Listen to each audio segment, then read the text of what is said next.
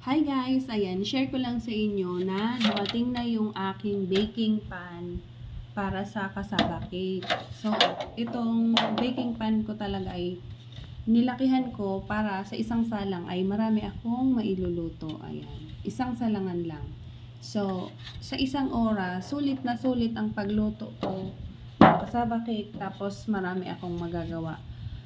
Ang oven kasi namin, yung kanyang tray ay hindi niya kaya. Yung halimbawa, dalawang tray na ganito na 8x12, tapos pagtabihin mo, lulundo po siya or yung gitna niya ay lulubog. So, ang mangyayari, hindi hindi pantay yung ating pagkaka-bake ng cassava cake. So, mahirap pag in-slice mo, merong makapal, merong manipis.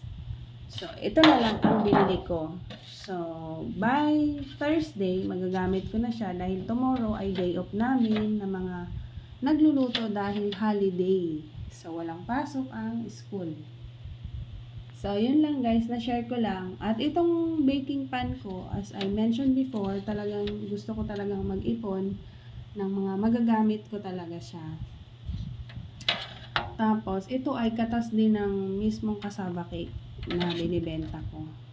So, ipon-ipon muna tayo guys ng mga gamit para sa susunod ay hindi na tayo mamamroblema kung saan tayo kukuha ng pambili. So, para iba naman yung ating ma-invest. Yan. So, itong isa, pwede ito dun sa isang oven na maliit. Tapos, ito dun sa malaki.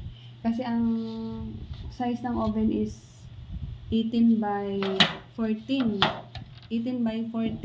So, ito namang tray ko is 18x16. Tapos, itong tray ko is 10x14. Ayan. Ganda. I-share ko lang sa inyo guys na paunti-unti is nakakapag-ipon ako ng gamit. Ayan. Hindi ko kasi akalain na cassava cake ngayon ang in demand na kakanin ko na niluluto. So, ang nangyayari, yung gamit ko na iba is hindi nagagamit. Wala naman tayong magagawa kung ano yung mabenta natin. Yun doon tayo mag-focus. Ayan. Buti na lang hindi ako bumibili masyado ng gamit. Ayun nga, nung nakaraan, banggit ko sa inyo na nakabili rin ako ng hand mixer, no? Nung December kasi maraming pa-order. So, okay lang yun kasi meron pa naman din akong ginagawa na puto cake. Tapos, yung isa naman is yung extra na tangke ng gasol. Ayan.